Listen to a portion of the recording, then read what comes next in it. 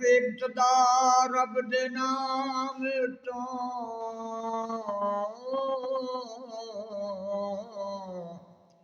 ਤੇ ਰੱਬ ਦੇ ਨਾਮ ਤੇ ਹੀ ਇੰਤਹਾ ਹੋਵੇ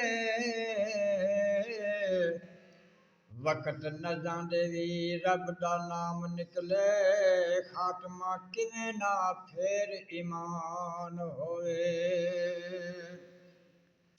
बिना जिक्र दे बंदे दा दिल मुर्दा चाहे गौश ते चाहे इबदाल होवे